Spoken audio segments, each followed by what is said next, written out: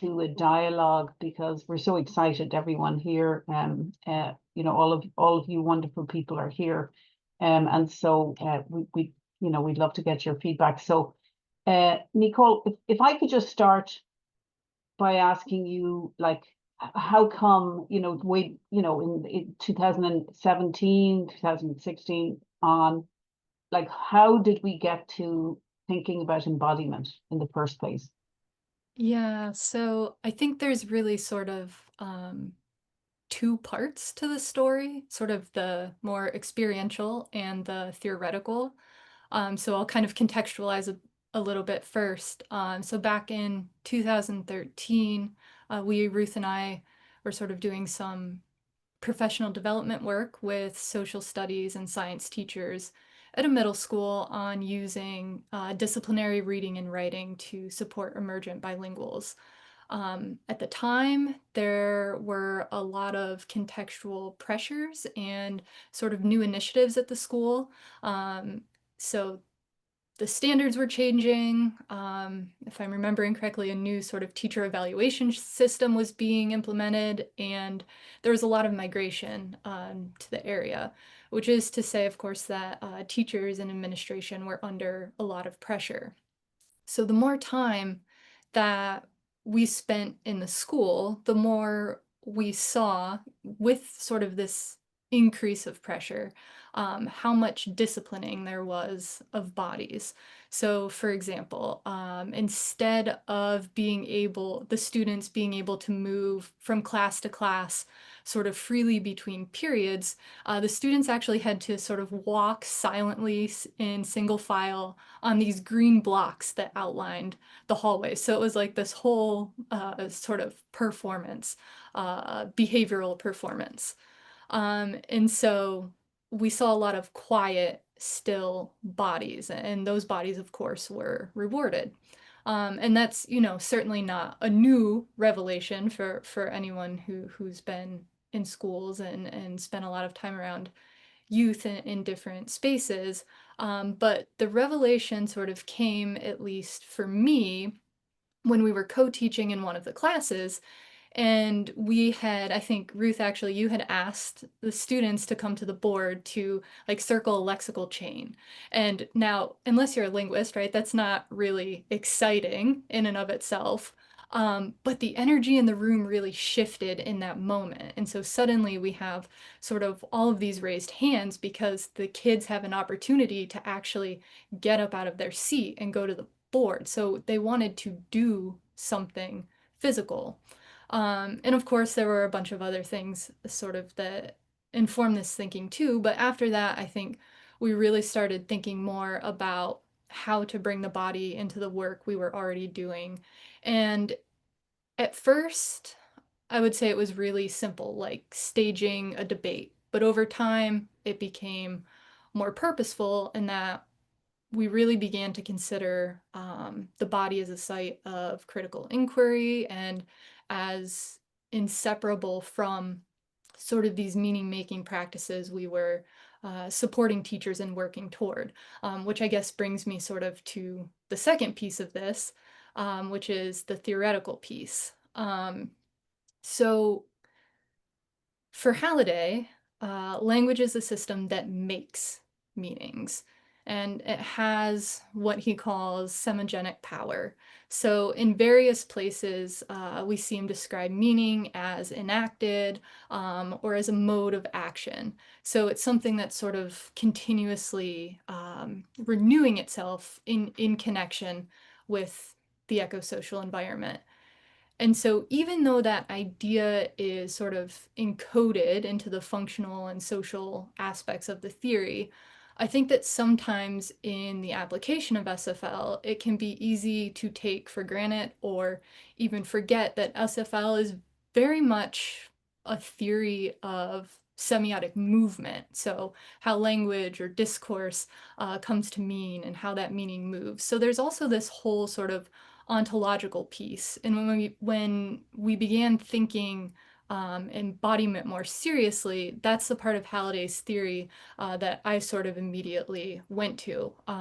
Halliday has this wonderful essay on Matter and Meaning, where he talks about sort of the interplay between the material and the semiotic. And he says something to the effect of meaning needing matter to realize it, and matter needing meaning to organize it.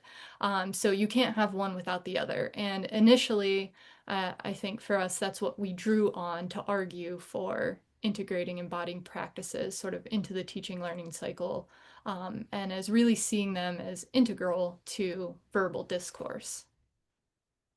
Great. Thanks, Nicole, for that. That pretty much kind of it kind of traces kind of our movement, if I can use the word, across these different kind of concepts and how we've kind of really been thinking about embodiment.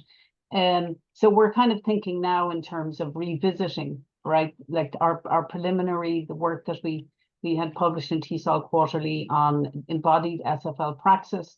And so kind of in an exciting way, we've kind of gone back to that to problematize and think about how we conceptualized it at that point. So Nicole, why and what has happened in terms of why are we here? Like, why are we revisiting what we kind of had posited in 2019? Yeah, why are we here? The existential question.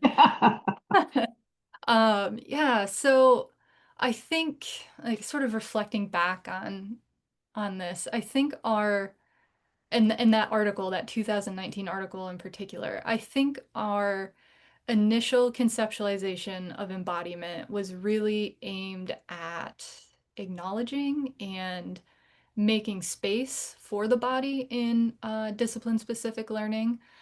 So in the end, how we did that was sort of fold embodied practices into the teaching learning cycle.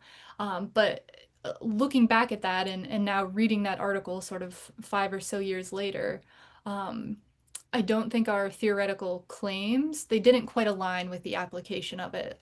So as I mentioned earlier, we drew on Halliday's notion of matter and meaning to argue that the body is ontologically inseparable from languaging. And so in doing that, we also argued that unlike in much of the literature on multimodality, we weren't conceiving of the body as merely contributing to verbal discourse. However, we said that in theory, that's how we theorized it.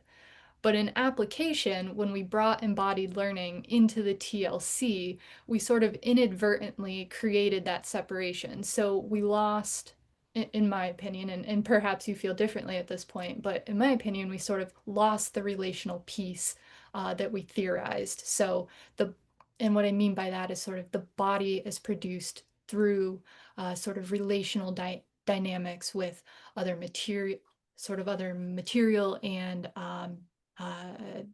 discursive bodies. So, and in losing that, we also lost what that relational piece affords.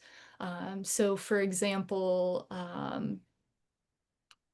if we view the body as sort of coming into being with language and with context, sort of as one analytical unit, how does that change how we map meaning?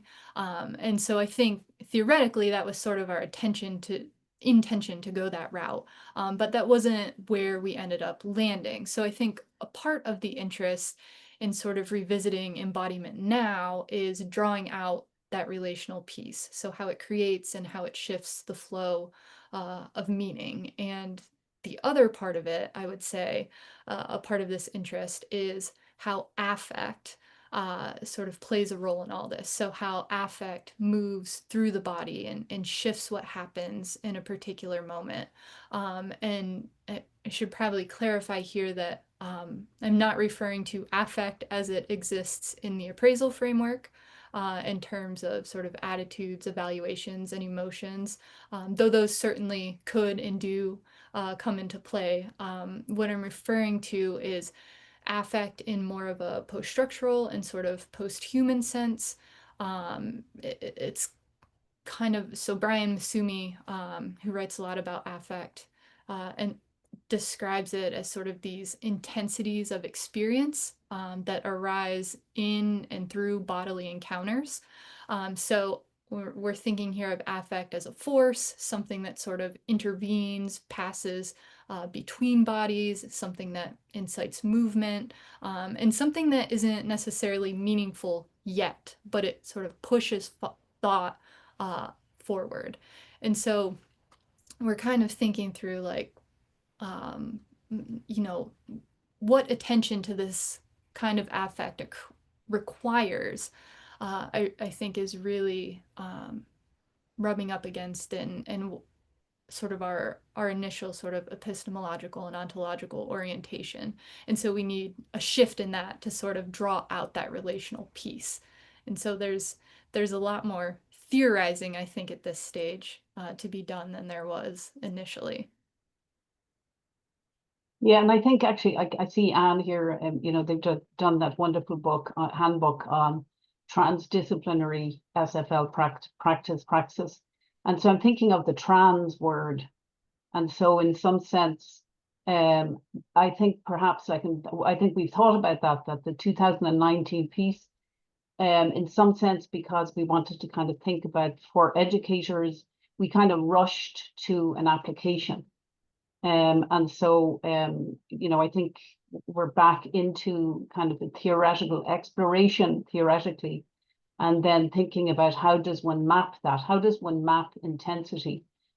And also in moment to moment analysis. So one can have a really neat SFL like appraisal analysis, but then there's other things going on there. So how does one map all of this? Like how does that work?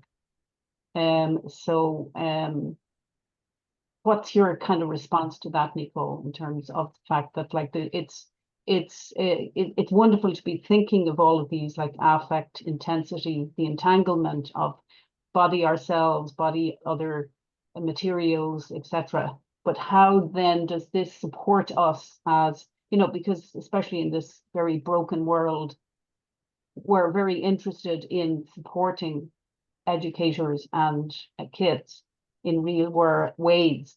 So what is our work going to afford us in the field? Yeah, so I'm thinking like before even responding to the how it works, it's almost uh, what maybe we first need to think about is like why we should even care about this. Why should we care about embodiment and effect? And so I think to that point, and I'll give an example of how this might work. But to the point about sort of why embodiment, why effect, why should we care about it? I think that we miss a lot when we only view the body as discursive. And in some ways, it halts movement. Um, so Aaron Manning, who like Brian Masumi writes a lot about affect, says something along the lines of the discursive body can signify, but it can't sense. And she says this because sense isn't something that can easily be sort of apprehended or captured linguistically. So when the linguistic system does overcode the body, well, it tends to hold it in place. And analytically, that often means that we stop following the flow. So in the first instance here, I think we should care about embodiment and affect because they allow us to explore that relationality that I mentioned earlier and sort of how human and non-human bodies co-create. And I guess I should sort of maybe just add here, having used the word relational a lot, um, and that relational piece sort of feeding these ideas. That relational piece for me, I think, is very much present in Halliday's work. He describes a semiotic system as not, you know, a set of symbols, but as a system of connection. And of course, he means something a little different than sort of this more generalized notion of relationality that I've referenced. But when we bring his thoughts on matter and meaning into play, sort of alongside that, what we get is sort of this theoretical orientation where meaning can't be detached from the articulation of the body, nor can it languaging be detached from the experiencing person. So that's sort of reason one. And I would say reason two, briefly, and this is maybe more like what they afford us or allow us to do, is that embodiment and effect allow us to explore, in addition to some of the other things, sort of what is sensed or felt. So the stuff that's not easily captured, defined, or understood, which for me at least ultimately means that it opens up sort of new modes of engagement and critical inquiry, and that it sort of invites not only different ways of knowing, but also sort of different ways of doing, being, valuing, and so on. So yeah, thank you so much for that, Nicole. I'm going to play kind of like a, devil's advocate here. Okay, so I'm a language educator. That's what I am. And so, it's enough for me to be able to trace, language, shifts in participation structures and shift in the writing or reading that students are enacting. This just seems to, why don't you just disappear SFL? Like, why do we need SFL within this context? Yeah, that's a great question, and a very, very valid one. I want to kind of think carefully about how I answer it, because I think sometimes we fall prey too easily to thinking we have to make a choice between. So in this case, the choice would be between sort of doing this more sort of traditional SFL pedagogy, or making room for the body and affect in our instruction. So for me, it's a both and of course, it's very important to support youth and young people in gaining equitable access to dominant discourses and institutions, sort of that really impact the trajectory of their lives, right? And so I don't think we can do without that piece, and abandon sort of the premise of SFL in education. Um, that we've worked so hard, especially in the US, to integrate into schools. But at the same time, I think there are ways to create space for different modes of engagement through embodiment and affect, that can support these same young people in pushing back against and really disrupting normative disciplinary discourses and boundaries. So for me, this work has the potential, if we're doing this both and, to sort of draw out even further that critical element in SFL, more so, in ways that sort of contribute to not just the reproduction of knowledge structures, but really the remaking of knowledge structures. And of course, for the purpose of creating these more equitable and just classrooms, schools, communities, and so on. So I think one without the other, we miss huge pieces of it. Yeah. So, Nicole, because we were talking about this the other day, can you provide us with an example of a moment in our work where it's kind of it's looking at both and? Yeah. So there is a theater game that we used to play with the kids at the middle school called I Object. And the object of the game was to sort of oppose a previously stated idea and offer a new one, that was still sort of logically linked to it. And the game's silly, it's not meant to be serious, but the way we sort of set the game up was everyone stood in a crowd, which meant the person objecting had to physically make themselves stand out or known by stepping sort of into or out of the crowd, raising their voice, throwing their hand in the air, whatever it was to make themselves known. So during one of these games, the topic that got us started was whether cats should be allowed in the house. So again, very silly, right? So everyone is kind of giggling and going back and forth with objections about cats being dirty, cuddly, etc. And then sort of seemingly out of nowhere, someone interjects and says, actually, I think all cats should be killed, something along those lines.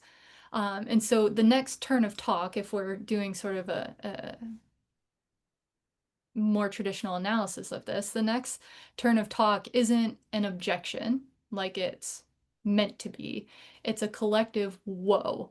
And if you look at the transcript, start analyzing it, it's sort of that is followed by sort of a series of overlapping I objects and very sort of speedily rendered comments about how dare that be said and so on. So it's kind of, there's a lot of cacophony at that point in the transcript.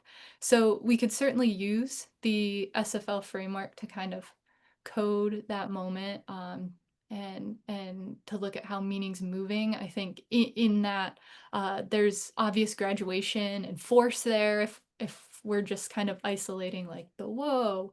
And then after that, you can see, and obviously I should have been prepared to pull this up to show you the actual transcript, but if you continue looking at the transcript, textually, everything changes at that moment. There's no more I objects, right?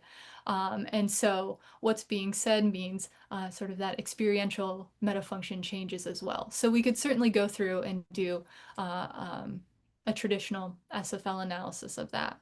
And in conjunction then with an analysis that would be looking at it from the perspective of affect, we can start to sort of understand more of the significance of the woe, or to understand how the woe was really sort of the collective body. So every participant in that game, sort of the collective body registering affect.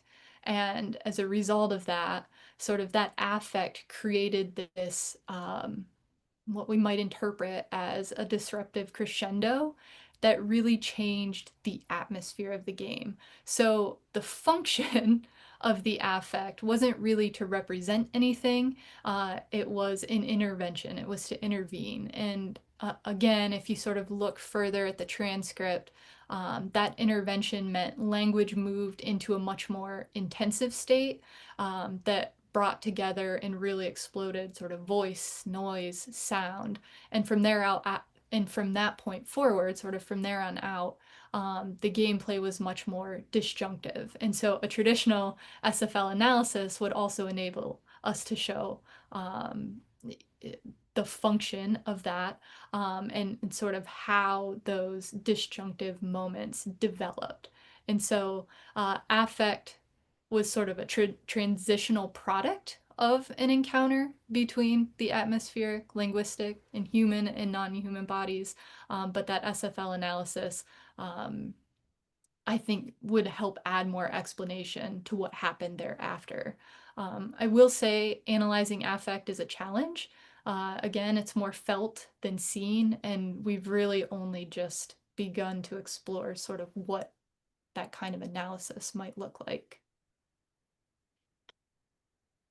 Yeah, thank you so much for that, Nicole. And I think what's interesting to think about is it's kind of like through a kind of an ethnographic, kind of like a tracing of the trajectories, there can be kind of like a fleshing out of the moment to moment analysis that's captured through the SFL analysis. So we could have like an analysis of engagement or appraisal or something, and then at the same time we have what's going on, so that we're compelled to look at like what that context, the context of culture, and how it's informing the meaning making on at these particular times. I think that's really interesting to think about.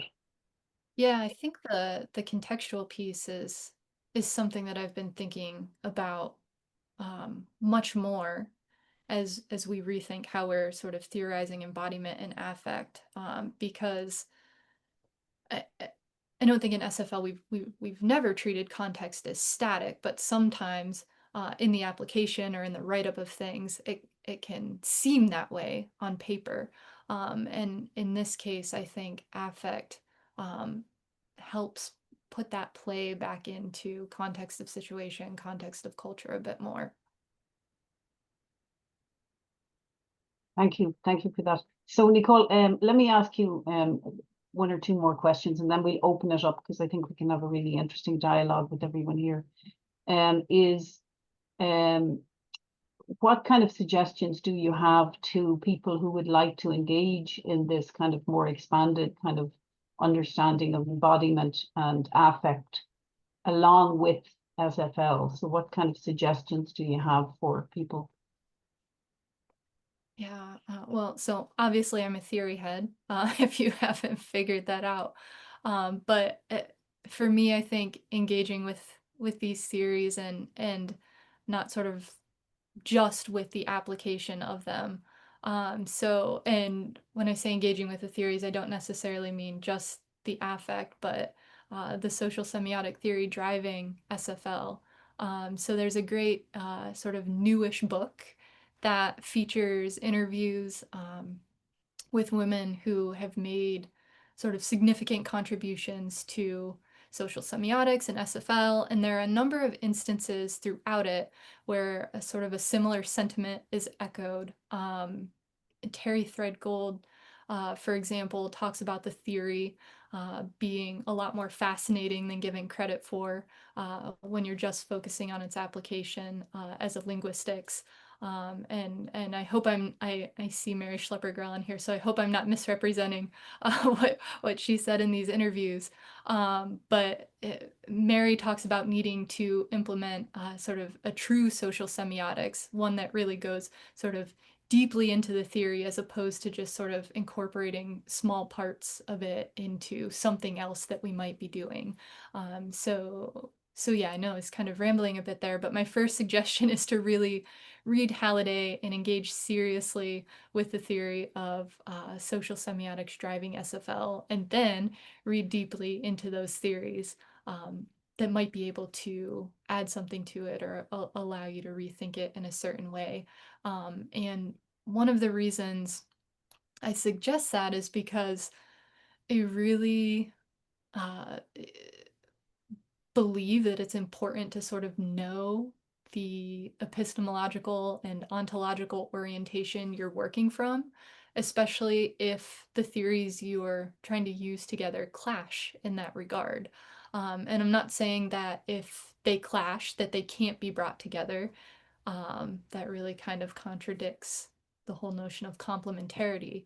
Um, but uh, if philosophical, theoretical, methodological tensions exist, then I sort of believe it's our responsibility to draw those out and be explicit about how they're opening up or restricting what we're doing. So yeah, read the theory. And the second suggestion, and this is just sort of my way of being, and I think in some ways yours too, Ruth, is to sort of really embrace the aesthetic of slowness and sort of unhurry the rush to apply something new. I think there's a tendency in education, especially, to make things immediately practical and show how they can be applied in this context or that. And obviously, the implementation is so, so important. But sometimes I think we apply too quickly or before we've really had a chance to think about what's driving the work and holding it together. And I think that happens especially in institutional contexts where there's sort of these neoliberal discourses of efficiency and people are really looking for catch-all strategies and quick fixes. And so yeah, there's this rush to application that sometimes happens, and I feel I should also qualify that with, I'm not saying that we shouldn't be doing anything and that we should just be reading and engaging with the theory. That's certainly not the case. Of course, we need to continue our work on the ground. But as we continue that work on the ground, I think learning to sort of play and experiment and be open to things, that we might not have been thinking about. So just, I guess, maybe to give everyone an example. So when Ruth brought me into the fold at the middle school in 2013, we saw that need for embodiment the following year. But it took us 5 years to get our initial conceptualization of it out. And sort of organically, through other work we did together and on our own, we're sort of just now coming back to it, which is another 5 years later. So we have 10 plus years wrapped up in this, and we've really only scratched the surface with it. But I don't think either of us had the intention of sort of just going out and trying to put a particular piece of it to work. It was, what are we seeing, and how is what we're seeing in the work we're doing allowing us to rethink some of it. Great, thank you so much, Nicole. That's a kind of maybe perhaps a wonderful place to open up to our esteemed colleagues that are on. Thank you so much, Nicole, for going through all of this. And let's open up for comments, questions, observations, your own work, etc.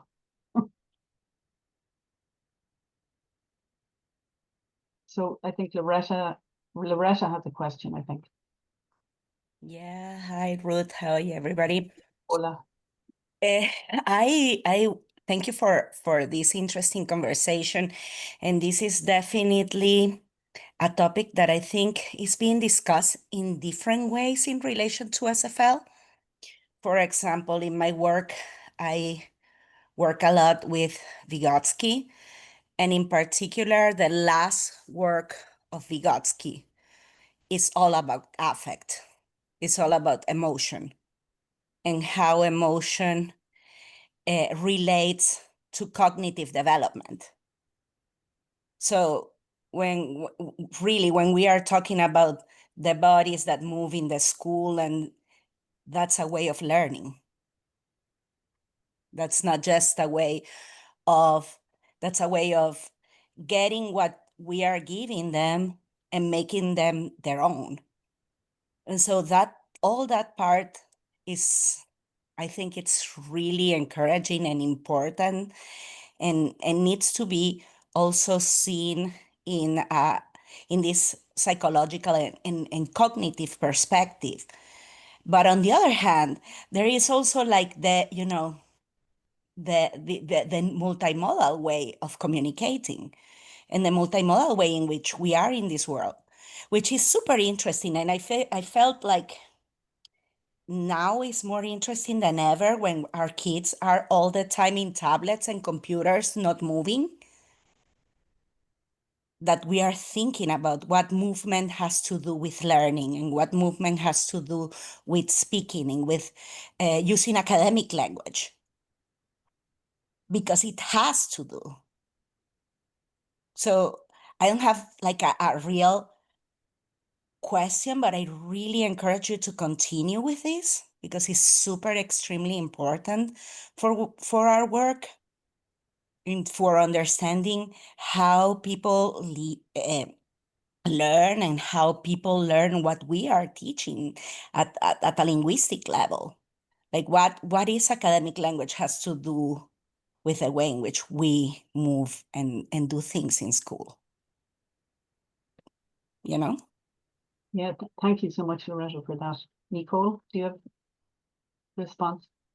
Yeah, thank you for that. And I'm not, I'll just say I'm not really familiar with Vygotsky's work on affect. But I will say for Ruth and I, one of the things that we've talked about is really trying to define for ourselves where we sort of land theoretically with affect. So there's a ton of work on affect in different fields, and even just within some of the sort of post-humanist series that I draw on quite frequently, there's debate about whether affect is the same as emotion or whether it's on a spectrum.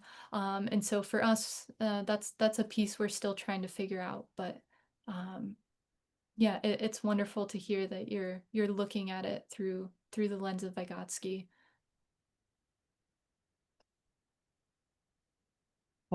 Michael? How are you? Hey, thanks for doing this, Nicole and Ruth. It was great to hear kind of your perspectives here. I think Nicole probably knows where my question is going to go here. So I really sympathize, or I agree with this idea that there's sometimes a rush to application in SFL. I don't think that it's necessarily a problem because there's always the exigence of, well, I have to teach tomorrow. What am I going to do? Let's accept this provisionally and use it as a tool. But I admire the need and your work in theorizing uh, the the embodiment aspect of this within SFL.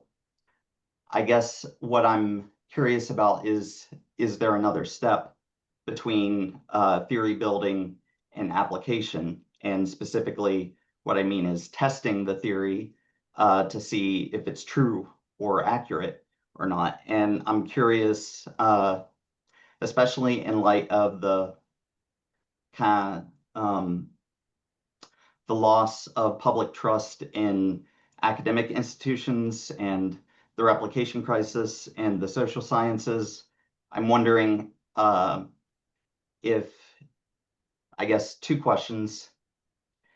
Does the theory work that you've been working on make any predictions?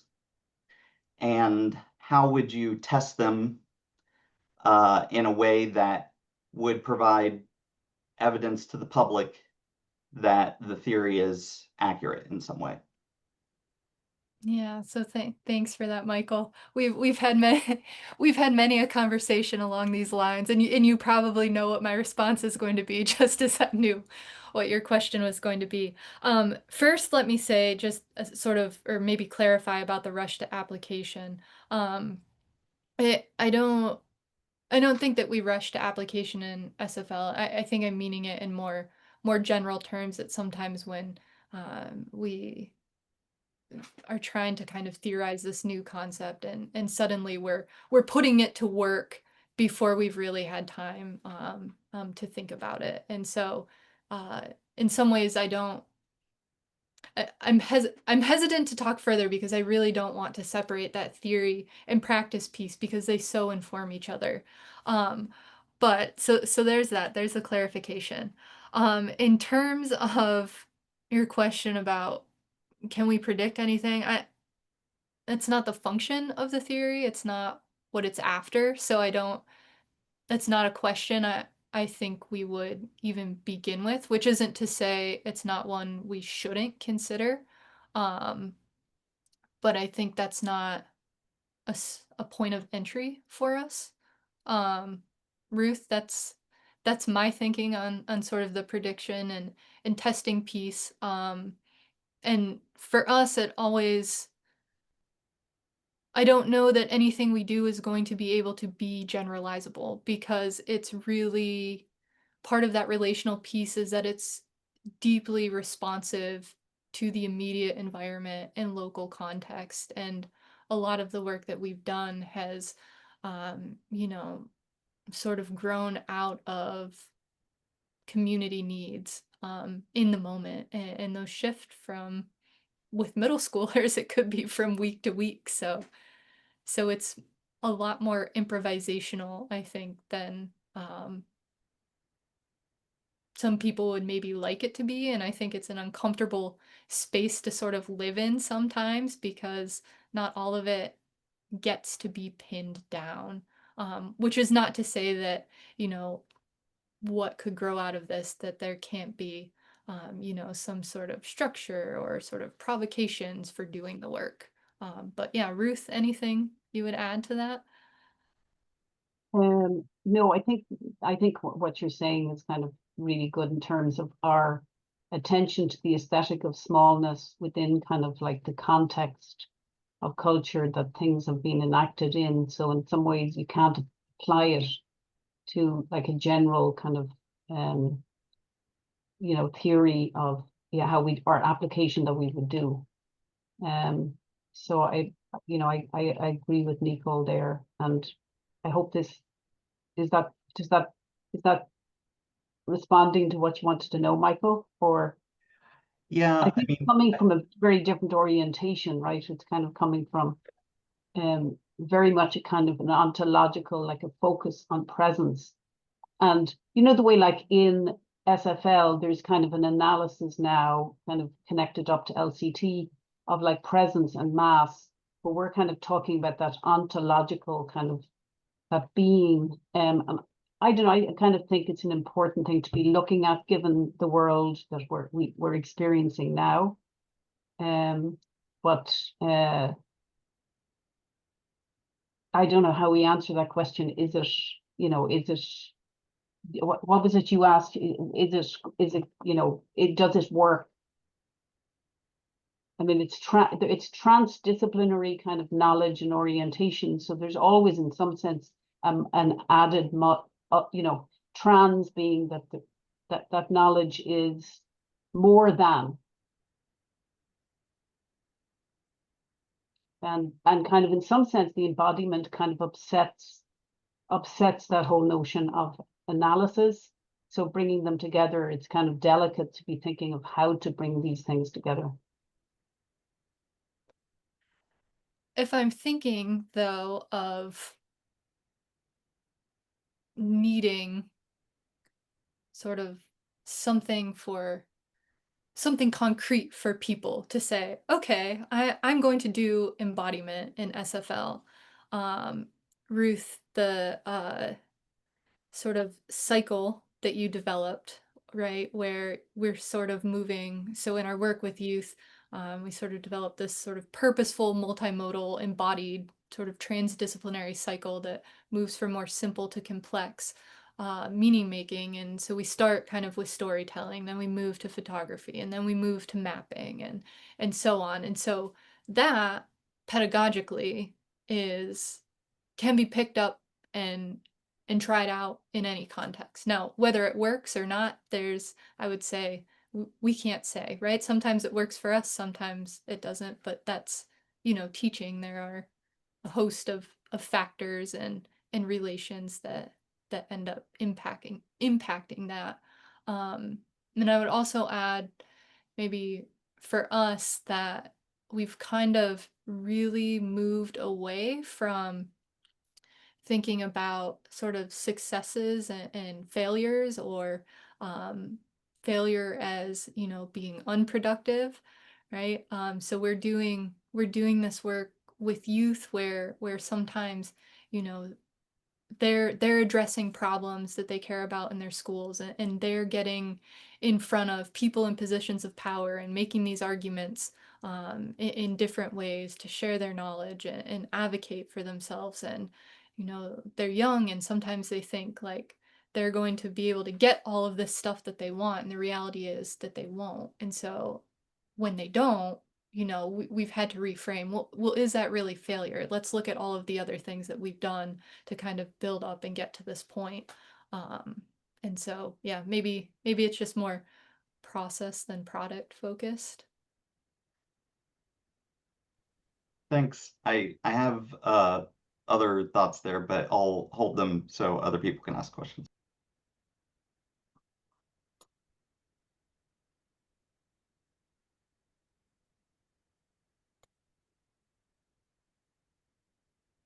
Laura? I'm sorry, this is going to be somewhat unprocessed, but I think, Ruth, maybe it fits within what you've been saying. I think both of you saying about transdisciplinary moments and transitions, and I think of us as being in this sort of trans era in so many respects, where we're not able to pin down and fixate meaning. And so I'm coming at this from sort of a post-structuralist orientation. But I've been thinking about what you've been saying, and maybe like other folks, somewhat consumed with what's in the media right now, and in particular. And I've been thinking about this whole presentation in the context of the recent arrest of Brad Lander, the mayoral candidate, the New York City controller, who used his physical body to intervene. He had been accompanying immigrants um, at court dates and was arrested. And so I'm thinking about that form of embodiment and the discourse that's surrounding that and what's been said about it. But in fact, the real physicality of that arrest and that political moment. And so the way that you've been talking, and I'm sorry, I'm getting a little bit emotional around this, but I think that's part of it. But this idea of yes and the ways in which, as SFL scholars, we're sort of thinking about power and privilege and discourses and how those map on or not to embodiment and ways of making meaning, and how these things are sort of intertwined but also can be sort of disconnected and understood. And there's so many ways, of course, to interpret that moment of the arrest, but I'm sort of really wrestling in my own work right now with those two polarities, right? Equity and access and privileged forms of discourse and making those explicit. And at the same time, thinking about all these other ways of knowing through embodiments. And Sabrina and I were just having a conversation yesterday in preparation for this, how embodiment itself in schools can become a form of impression. And you, Nicole, stated that so very clearly, right? With the single file walking that students were required to do. So I'm just still trying to figure out, how do we reconcile these two pieces? And if I'm understanding, Nicole, I think what you're saying is we don't rush to reconcile them, right? We live in the tension of this moment.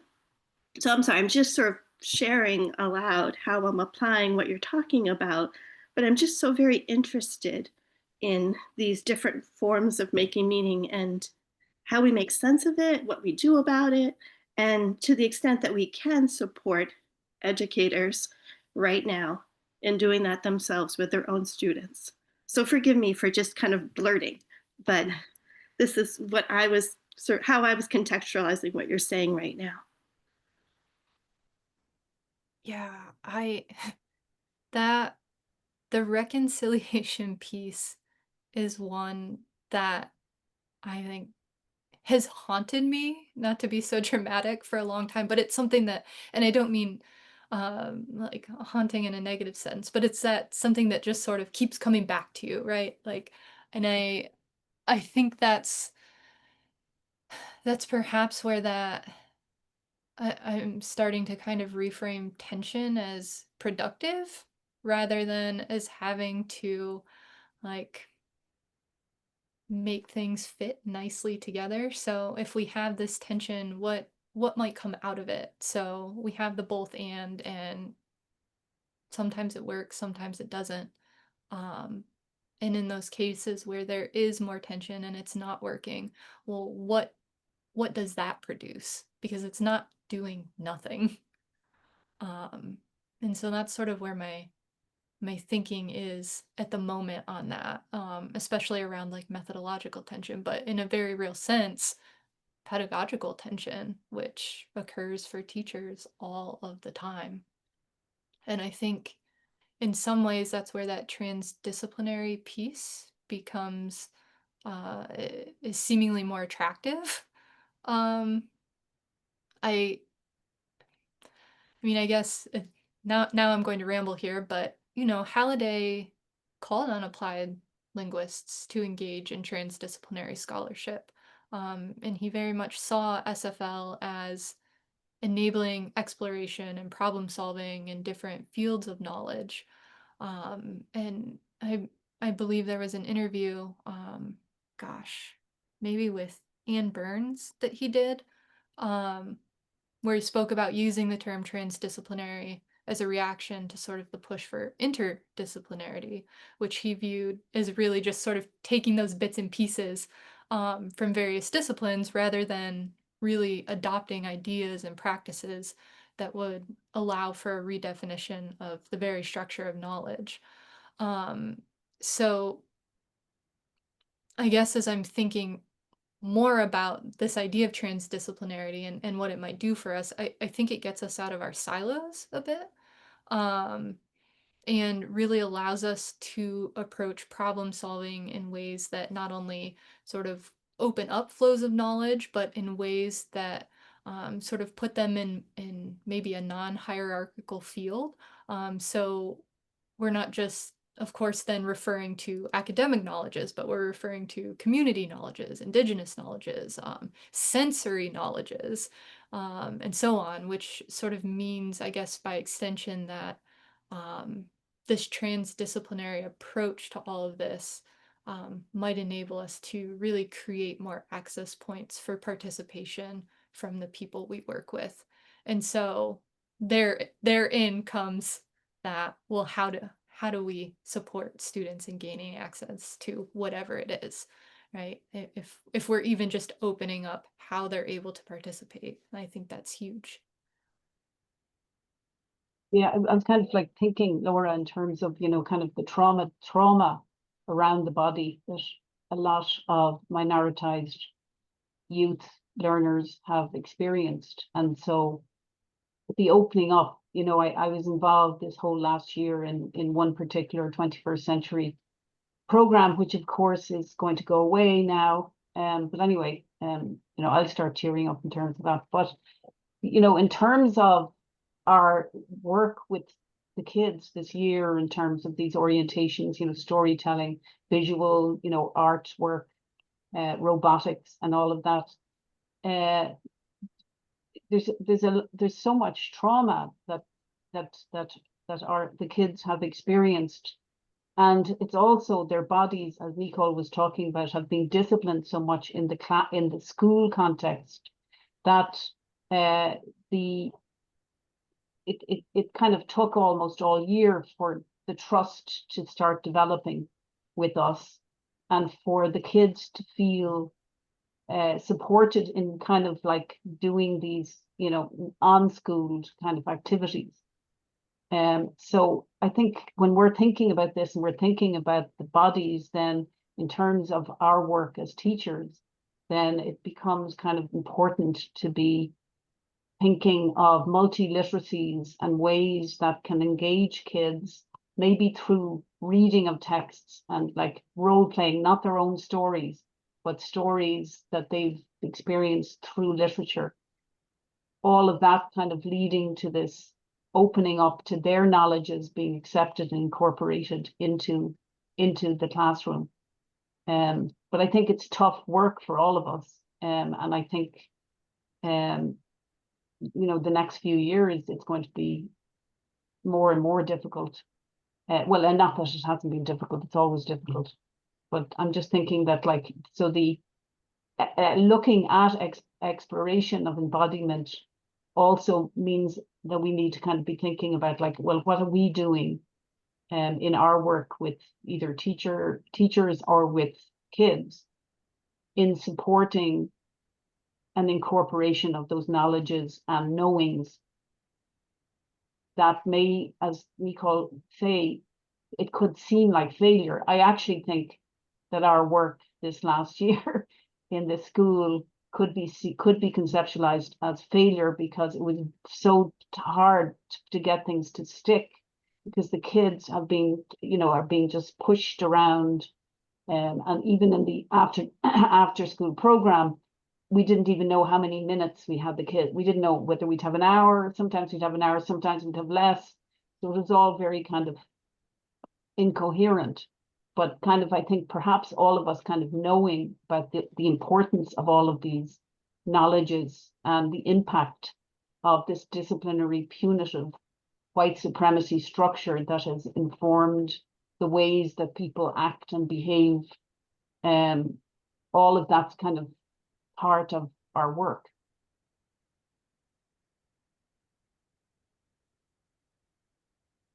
Thank you.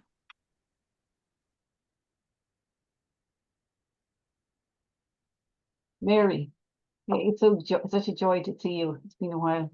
Great to see you all too, and I thank you so much for organizing this session. It's just so interesting, and I really appreciate the shout out, Nicole, and the focus on theory, because I actually think myself that Halliday intended to develop a theory that would be useful for understanding language and social life. And I think it is such a useful theory for thinking about so many problems in education. And yet we don't see, if we look at research now that's responding to our research and that's talking about SFL and that's referring to SFL and how SFL is making contributions in education and so on, often the people writing about SFL don't really understand the theory and don't know it in the ways that we know it if we've been reading Halliday and thinking about what he has to say. So the whole notions of instantiation and stratification and metafunction don't create this coherent whole for others who just see us maybe working with the tools of SFL grammar or something like that. And so I think your focus on trying to go back to, like, we present ourselves as bodies, the children are there in their embodiment, and they're responded to in their embodiment by the people who are interacting with them in school. And so how can we take that into account?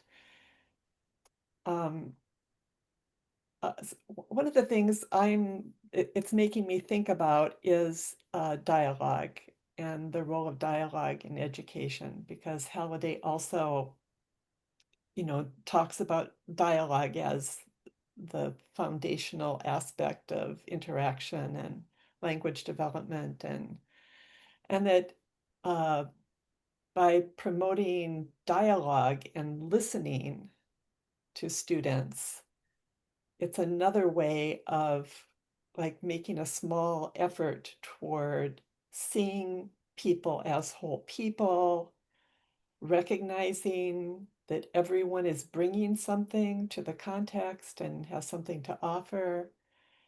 And so that's one way that we've been trying in our projects to help teachers to, as a next step, maybe to have more talk in the classroom and more listening and more opportunities to hear different points of view.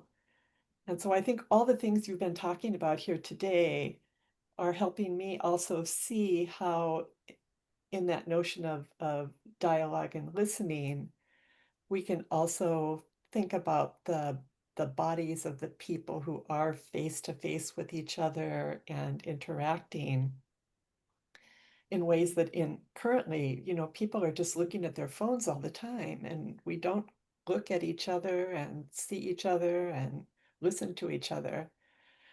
So I don't know, I've also rambled a bit here, but I just want to appreciate you for helping us think in theoretical ways about this too, even if we don't have the exact application of it right now.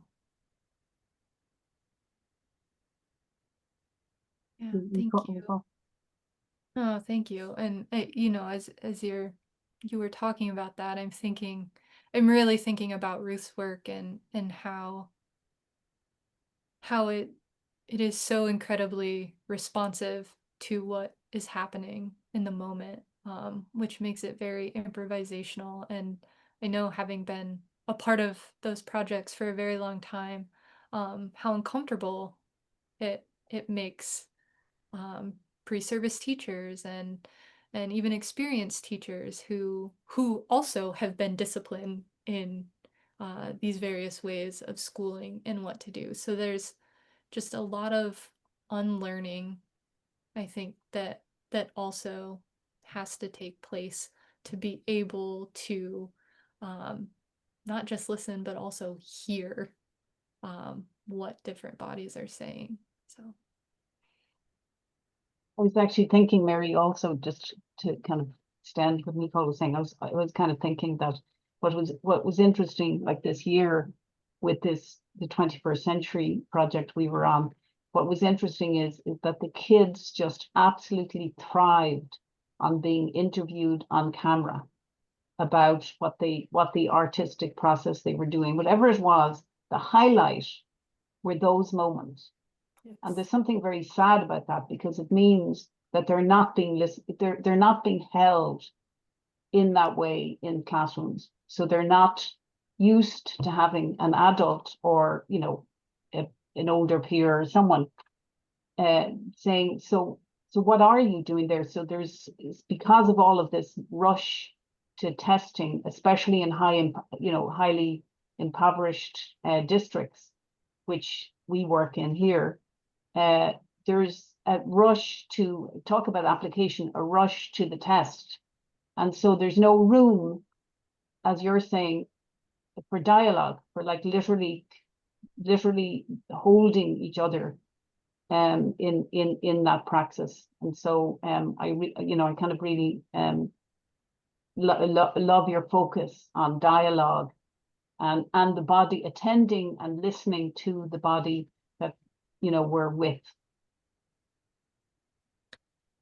I'm thinking too, Ruth, so there was a moment in one of our after school programs where, again, we were doing some sort of theater activities to get the students thinking about what was going on during the school day and what issues have arisen for them. And at the end, we'd always do a reflection, and it was kind of a very silly day. And one of the middle school kids raised his hand at the end, and he said, "Oh, I learned that I'm allowed to have an opinion too." And we, that talk about an affective moment, it kind of just arrested the room. And so, yeah, and just not much to say other than to say in a relational way, yeah, that listening piece is so very critical.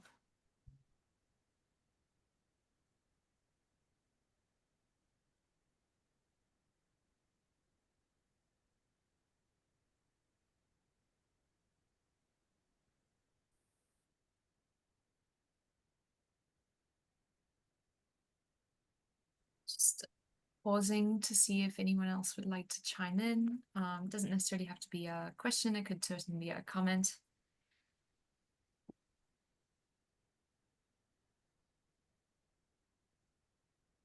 Hey, it's so great to see everybody, and thank you again, Nicole, for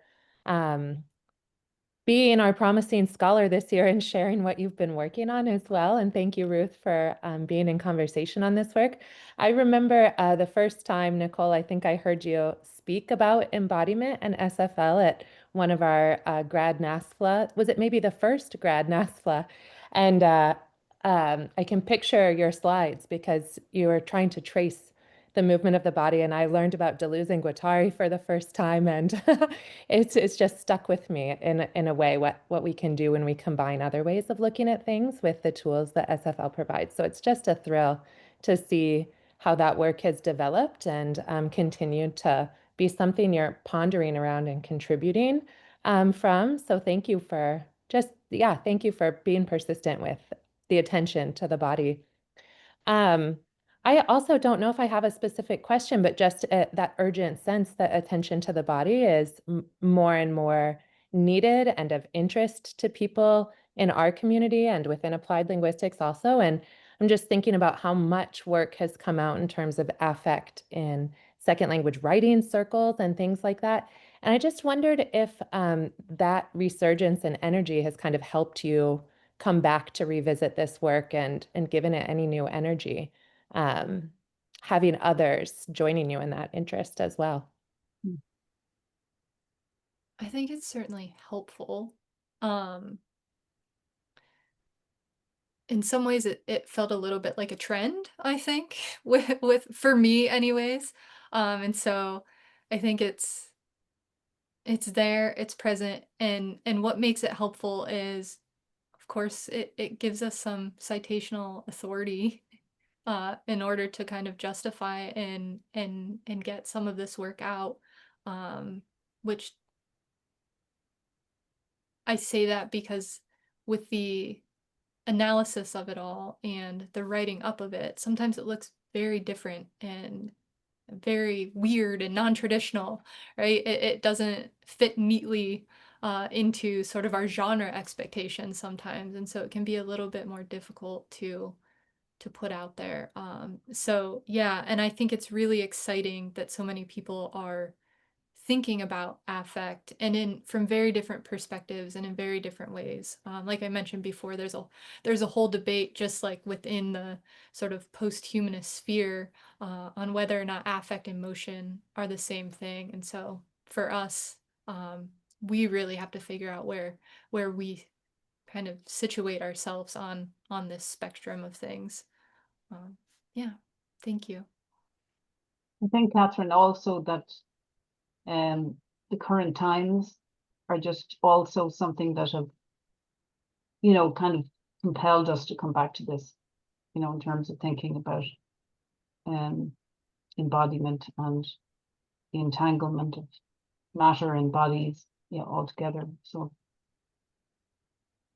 Loretta, you had a question? Or it's not necessarily a question, but you wanted to talk. I have a question, but maybe it's too much for the end of the conversation. But I'll just leave it there, and then we can chat or email or something. But I was thinking about embodiment and all through the conversation, and I was thinking of other linguistic theories that also use embodiment, like, for example, cognitive linguistics. And I feel like we really, and it's, I mean, how do you treat this? How do you think of it? Do you think as connections between linguistic theories? Do you think of it as completely different? Like, what are your thoughts on that?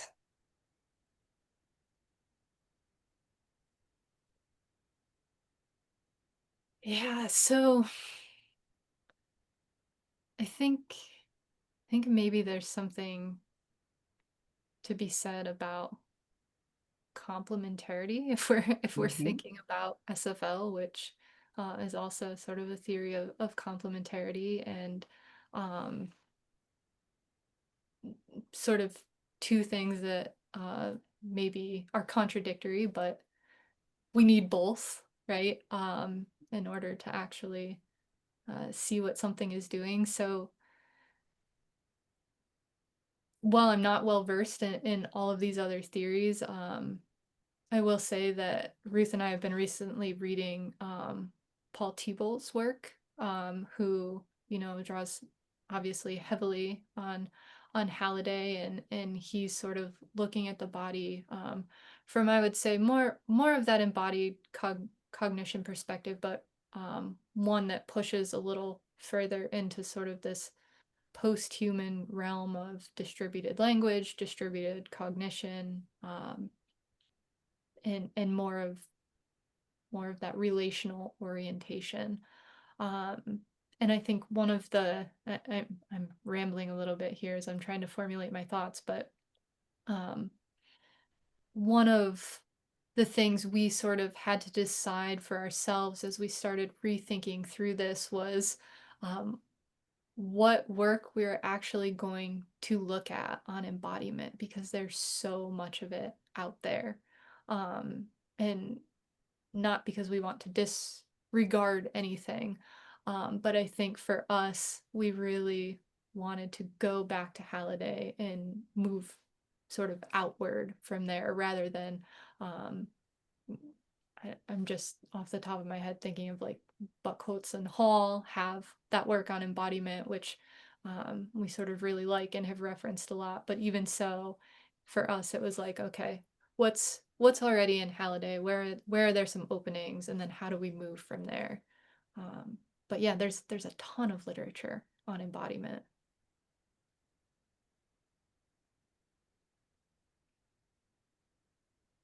Yeah, I agree, Nicole. And I think, what's interesting isn't that, I mean, in some sense, from the Douglas Fir kind of like the whole group, the call for transdisciplinarity, and there is kind of the work that can be done by, so I think Paul Thibault's work would complement kind of the work we're doing, but it's just very different, and it's just as important.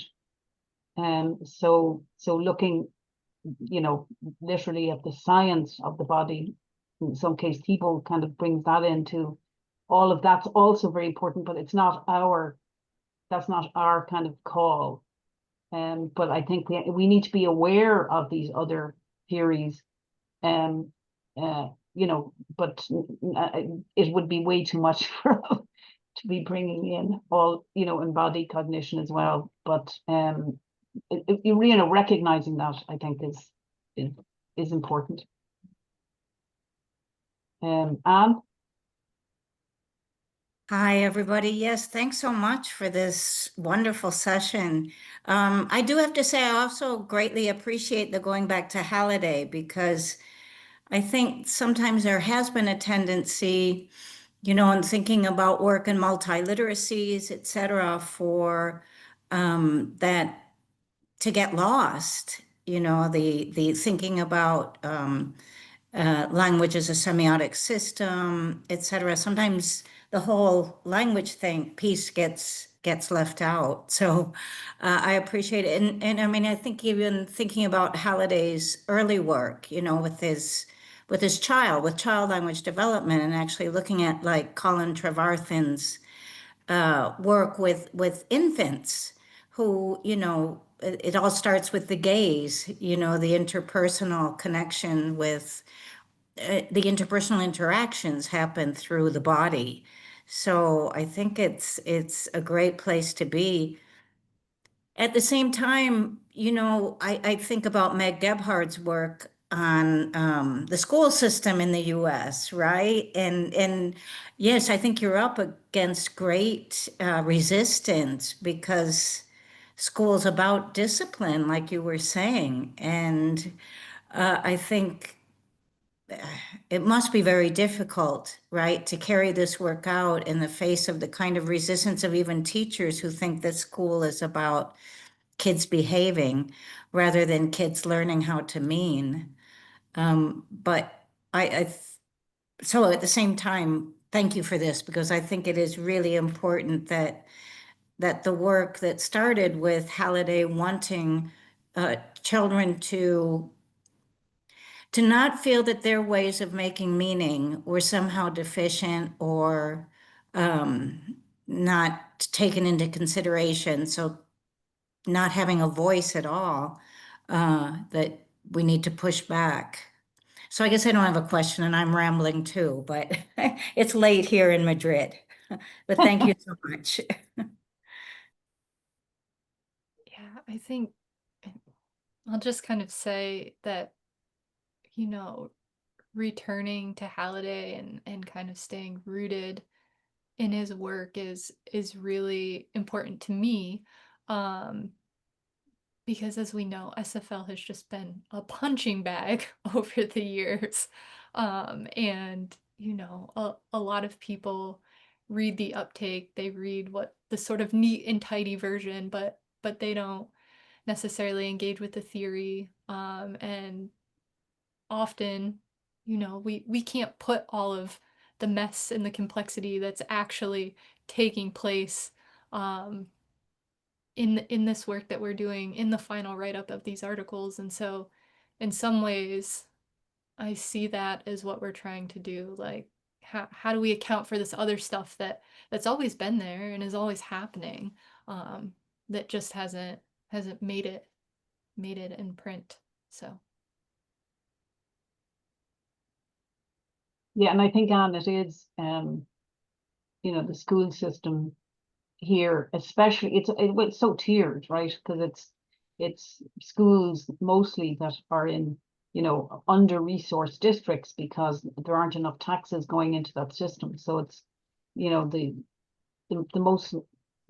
more need for real support is actually welcomed with a less resources, less, you know, teachers, a much higher turnover rate and everything else of teachers. So it's so the system is so tiered to support kind of more elite groups. And so the whole focus on access, you know, in terms of disciplinary discourse stands right there. That's so important. But then bringing in these other knowledges so that kids feel that they're agents of their own learning, I think is kind of really important to be doing at the same time, or else there's kind of like, you know, people are not invested in really coming there with us.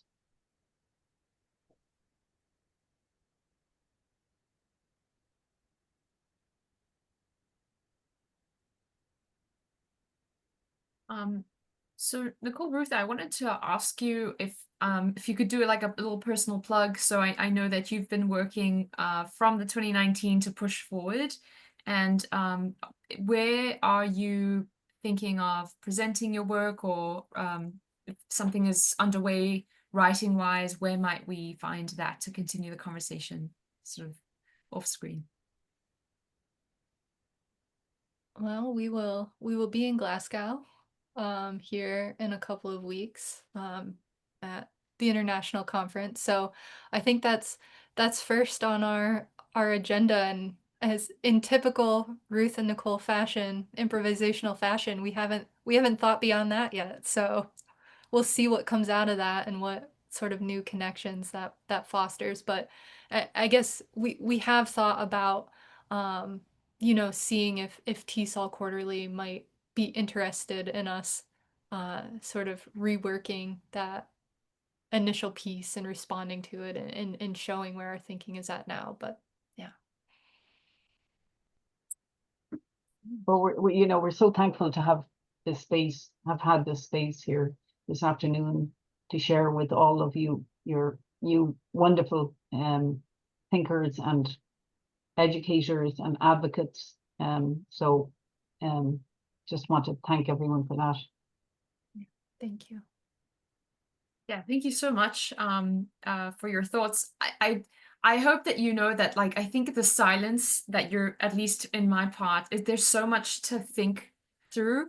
I was furiously taking notes the entire time. There's so much to unpack that I think the silence is just cognitive workings happening.